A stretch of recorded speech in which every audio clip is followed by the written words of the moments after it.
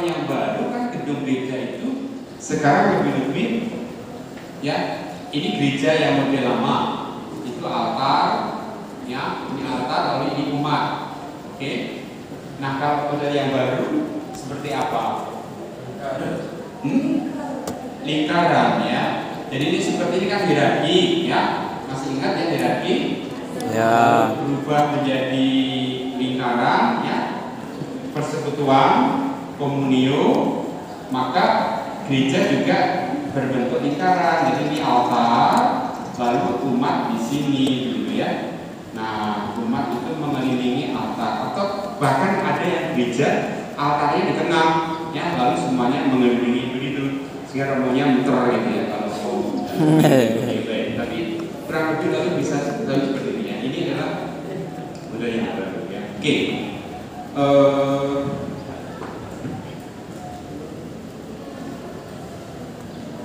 Istilah infantil Anda tahu enggak? Infantil ini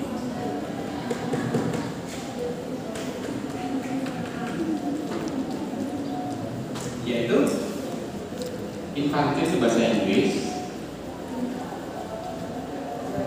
maksudnya anak-anak gitu ya, yang tidak bisa mandiri, harus dituntun gitu ya, yaitu infantil.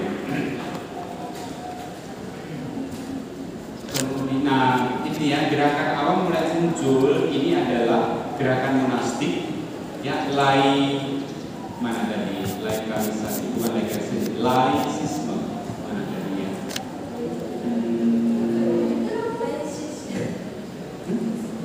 Mana? Ini ya, di sini. Gerakan monastik dan hidup membiara itu adalah gerakan awam, ya, gerakan imam sebagai reaksi terhadap klerikalisasi, ya. Jadi pada tengah itu sangat kuat klerikalisasi, sakralisasi deus. Jadi imam dianggap sebagai kudus, sakral, kudus gitu ya, sehingga mengurus semuanya. Ini laisisme ya. Nah, membangkitkan semangat. Nah, konflik antara imam dengan awam ya, itu yang rohani dan duniawi, maka lalu ada semangat nasionalisme dan laisisme, yaitu semangat bahwa awam menjadi lebih diangkat lagi gitu ya, supaya tidak hanya tenggelam di bawahnya imam ya. Thank you. Lalu itu semangat jadi anti klerikal, anti religius ya. Oke, baik, itu contoh-contohnya. Lalu ya, ini aksi katolik ya. Lalu pertanyaan berikutnya, imam laki-laki juga, imam yang tidak berteladan yang baik beragama itu bagaimana? Ya itu imam yang jangan ditiru ya. Oke. Imam ada ya, imam juga manusia, ada punya kelemahan. Lalu ya, tapi ya jangan ditiru gitu ya. Imam harusnya bisa beri teladan gitu ya. Oke. Ya bilang kepada imamnya itu ya, kamu kok begini sih, tidak boleh loh. Nah gitu ya, berani nggak? Nah kalau berani bagus. Jadi kalau imamnya itu legality, apa itu legality ya? Imamnya itu apa legality ya? Ya imamnya tidak bisa diteladani itu tadi. Ya sudah, lalu ya umat boleh berhak untuk mengingatkan, menegur, memberitahu, memberi masukan ya, silakan ya, jangan takut ya.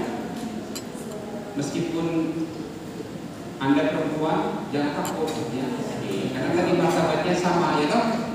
Ya. Oke, baik ya, jangan takut. Baik. Lalu mengapa Roma tidak menikah? Tadi sudah ya, selibat itu. Nah, dasarnya memang tadi ya, meneladani Yesus. Pertama-tama tentu mengapa imam berselibat? Karena imam itu mau membangkitkan diri seutuhnya, pemberian diri 100% bagi Tuhan, bagi gereja, sehingga supaya tidak terganggu dengan keluarga. Kalau punya keluarga kan lalu nanti sedang misa anaknya nangis, lalu harus pulang dulu, anaknya sakit ya. Nah, supaya imam sungguh-sungguh total memberikan diri untuk Tuhan, lalu dia tidak punya keluarga lalu selibat. Tapi ini juga menjadi tradisi sejak awal ya. Bahkan saya tulis di sini ya, sejak abad keempat, 344 itu Paus Damasus yang pertama itu sudah mendekretkan mengeluarkan dekret selibat bagi para imam ya. Lalu juga Paus berikutnya lalu ada konsili-konsili. Nah, puncaknya konsili di Lateran yang pertama tahun 1123 ya, abad ke-12 itu imam harus selibat. Ditegaskan dalam konsili Lateran yang kedua 1139, dekretkan bahwa tabisan itu menjadi halangan bagi perkawinan. Maka kalau orang sudah ditabiskan, dia tidak bisa lagi menikah, gitu ya. Oke. Ini baru abad 12 memang ya, secara resmi, secara tegas imam harus selibat. Sebelumnya itu baru dekret dari Paus, konsili, tapi belum mengikat seluruh imam pada waktu itu ya. Oke. Mengapa konsili Lateran menegaskan imam harus selibat? Karena memang waktu abad pertengahan tadi, ketika imam-imam itu klerikalisasi tadi, itu imam itu dimandatkan, diharapkan selibat, tetapi banyak penyelewengan. Jadi imam-imam baru punya selir-selir ya, punya simpanan. Itu terjadi pada abad pertengahan. Maka ditegaskan dalam abad 12 Konsili Lateran, imam harus selibat, tidak boleh punya simpanan ya. Iya, apa? Gimana Agus?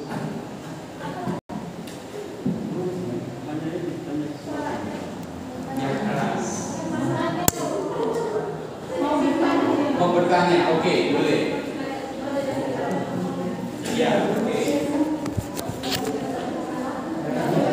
Kita sudah punya istri, anak, lalu berpisah ya, cerai, lalu boleh nggak kalau tiba-tiba dia terpanggil jadi imam?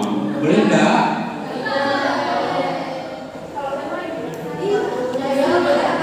Ya, selama dia punya tanggung jawab, ya. Oke, kalau dia sudah cerai dengan istrinya, berarti sudah nggak punya tanggung jawab istri, tapi dia punya anak, maka dia punya tanggung jawab anak. Tapi ketika nanti anaknya sudah dewasa, sudah bekerja, sudah mandiri, lalu dia itu mau menjadi imam, itu bisa asal. Nah, asalnya ini ya. Jadi selain anaknya sudah mandiri, sudah bekerja dan seterusnya, sudah berkeluarga mungkin. Lalu dengan istrinya, kalau istrinya masih hidup, itu harus ada anulasi lebih dahulu. Apa itu anulasi? Pembatalan perkawinan. Jadi kan dalam gereja itu tidak ada perceraian, yang ada itu anulasi, dibatalkan perkawinannya. Nah, kalau dia lalu ingin jadi imam, ya dia harus mengurus pembatalan perkawinan terlebih dahulu. Nah, setelah dibatalkan, setelah mendapatkan surat dari uskup bahwa perkawinan dibatalkan, dia sudah bebas. Anaknya sudah besar, sudah mandiri, sudah berkeluarga. Lalu istrinya sudah tidak punya istri lagi karena sudah dibatalkan perkawinannya, dia bisa menjadi imam ya. Oke. Jadi begitu ya syaratnya seperti itu. Oke, baik. Jadi kalau pada saat itu masih anaknya kecil ya boleh, tidak bisa ya, dia punya tanggung jawab harus mengentaskan atau apa istilahnya sampai dia selesai belajar, bisa menikah dan seterusnya, mandiri. Oke? Ya. Agus punya rencana seperti itu? Oh, ada pertanyaan seperti itu.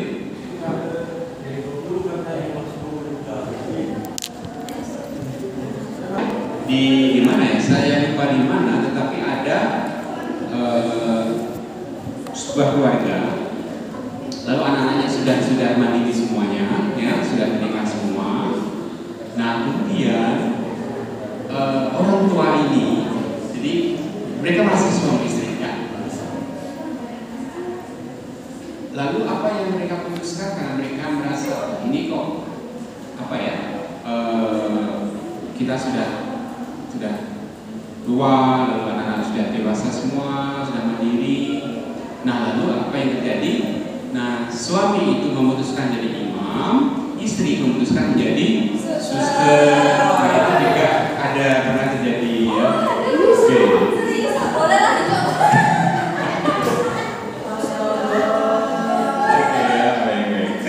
Nah, ada kemungkinan itu. Jadi kemungkinan seperti itu bisa terjadi ya. Jadi yang jelas tidak punya tanggungan lagi.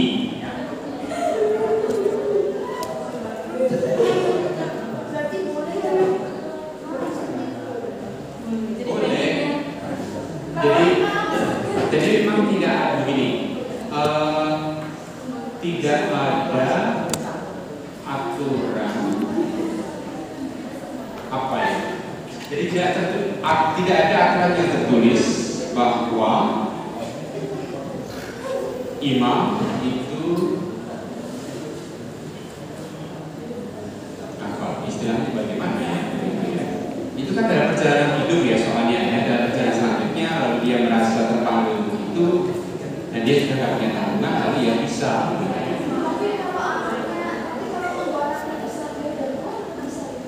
Nah, tergantung dari keuskupan ataupun tarikatnya. Misalnya Serikat Yesus itu memberi batas umur untuk masuk menjadi Yesuit, itu batas umurnya kalau tidak salah 35 ya atau 40 gitu ya. Sehingga kalau yang sudah di umur pas dari 40 ya tidak bisa gitu ya. Sebelumnya bisa ya. Ada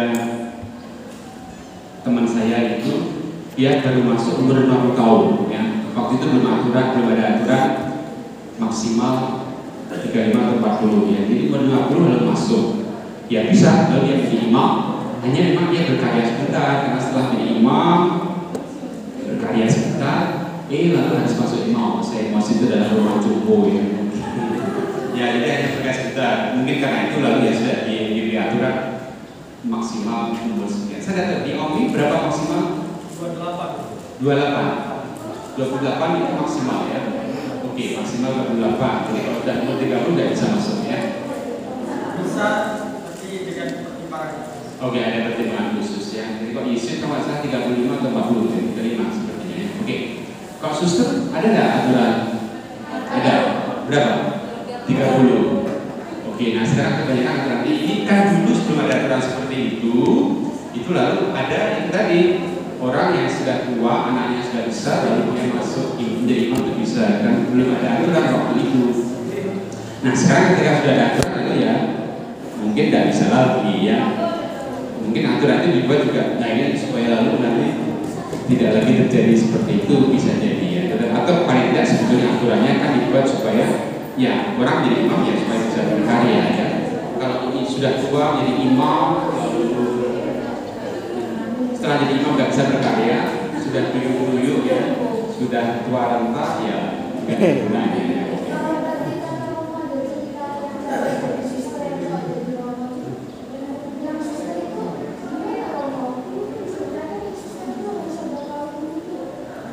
Loh, lah ya setelah itu kaul, setelah menjadi suster, novisiat, lalu kaul kemurnian.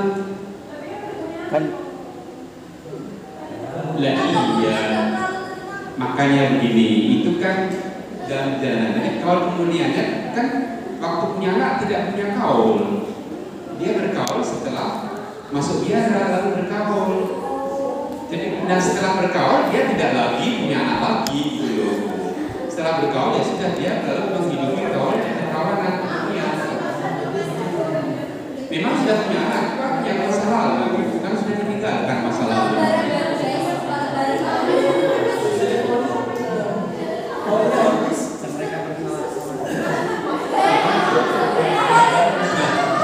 Kalau yang sekarang sangat mungkin terjadi adalah diakon kita bisa ya.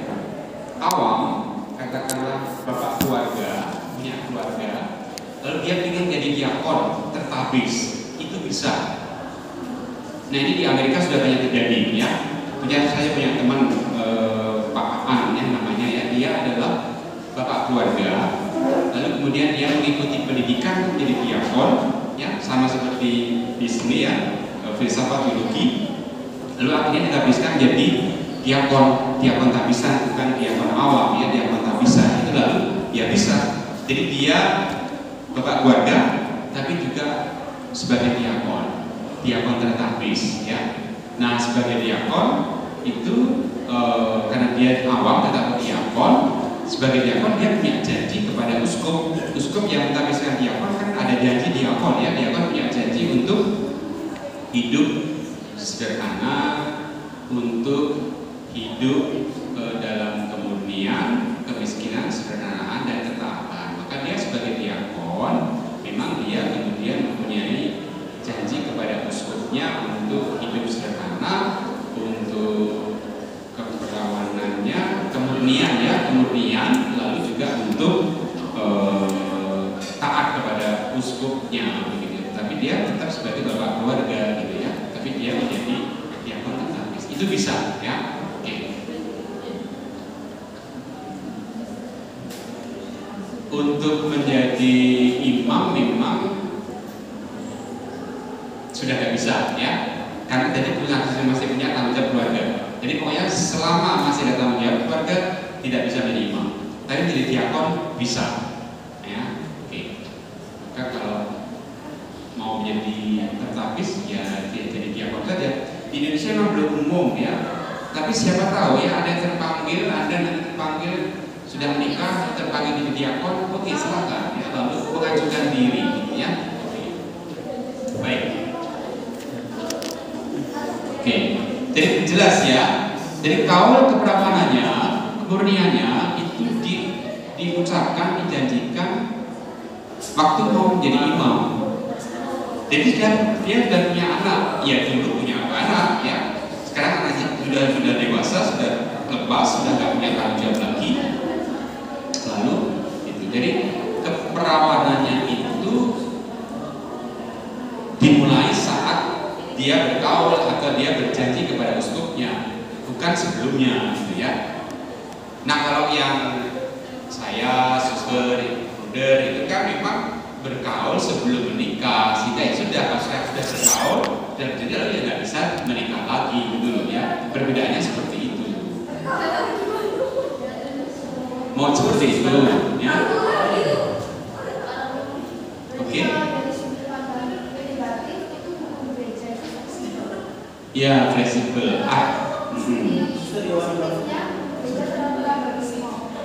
Iya, ya betul, memang hukum gereja itu fleksibel, ya, tidak kaku. Ada pendekatan pastoral, ada penyelesaiannya kadang-kadang bisa dengan pastoral, begitu, ya. Seperti tadi aturannya kalau orang menikah kan tidak bisa cerai, tidak boleh cerai. Tapi ada pendekatan pastoral, anulasi, pembatalan perkawinan, itu kan pendekatan pastoral.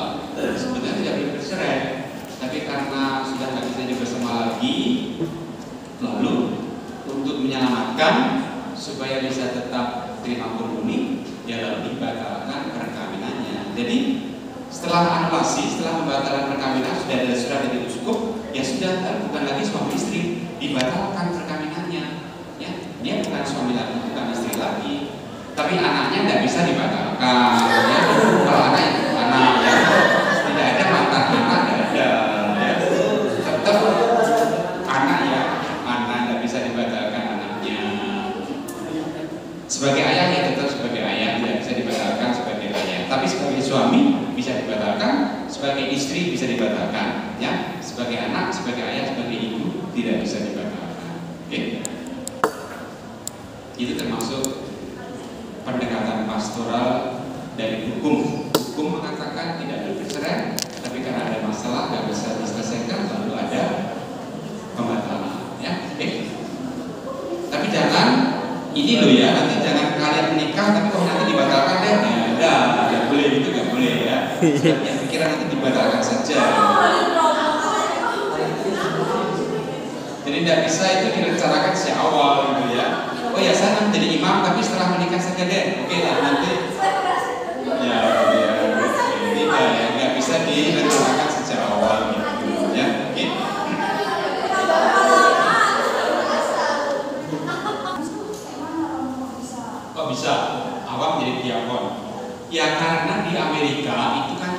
sudah sangat jarang, ya panggilan menurun, kemudian tidak banyak imam lagi, kekurangan tenaga imam. Bagaimana? Padahal gereja harus tetap jalan terus, maka kemudian dibuka kesempatan untuk para bapak keluarga itu bisa menjadi diakon tetapi. Lalu mereka memang lalu belajar seperti biasa, seperti rata-rata lalu belajar sampai kemudian lebih dihabiskan lalu dia. Jadi memang kebutuhan gereja setempat, ya. Jadi karena ada imam, butuh pemimpin, lalu dihabiskan ya. Nah, tugas diakon itu apa? Tidak seperti imam. Tugas diakon apa? Ada yang tahu? Membantu uskup. Oke, apa lagi? Membagi komuni. Apa? Penguatan. Pewartaan. Oke, lalu membaptis, ya. Perkawinan, oke. Apa lagi? Tobat tidak bisa.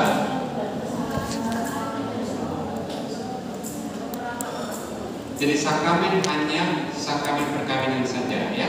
Yang sakramen yang lain tidak bisa. Itu adalah imam, ya. Oke. Oke, kalau supaya lebih mantap saya tunjukkan di dokumennya. Dokumennya di mana? Tentang diakon. Jensium Pinter, ya. Oke, ya.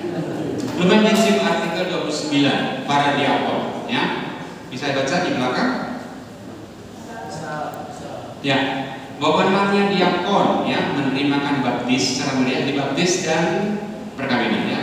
Baptis secara meriah, menyimpan dan membagikan ekaristi, ya, membagi komuni, ya, lalu menjadi saksi perkawinan dan berkatinya, perkawinan dan baptis bisa, ya, dua sakramen ini, mengantarkan komuni suci kepada orang yang mau mati, ya, mau meninggal, membacakan kitab suci, ya, berkhotbah, ya, mengajar menasihati umat, memimpin ibadah dan doa. Jadi berkhotbah boleh, ya, dalam ekaristi bisa berkhotbah diakonnya. Jadi kalau saya ditemani diakon yang kasih minta khotbah, gitu, ya, baca kitab suci dan khotbah sekalian, gitu, ya.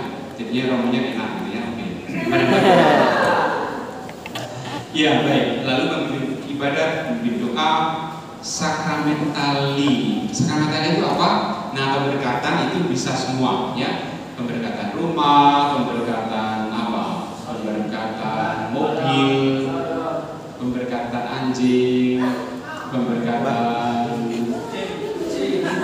semua pemberkatan itu bisa, ya. Oke.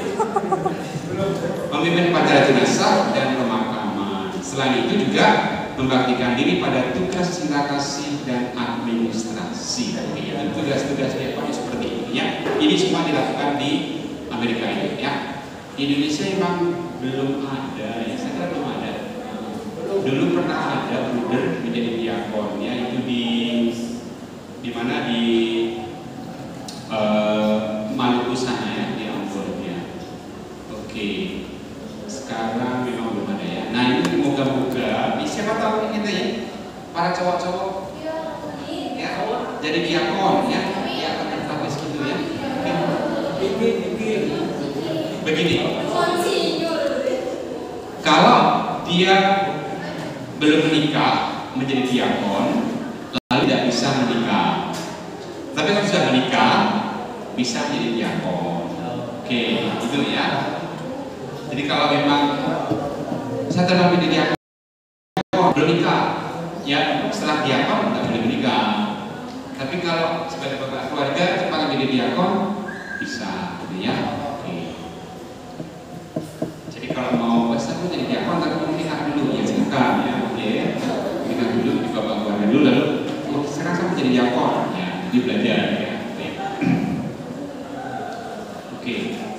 Kembali ke sini, sudah semuanya, ya. Baik, pertanyaan sudah terjawab semua.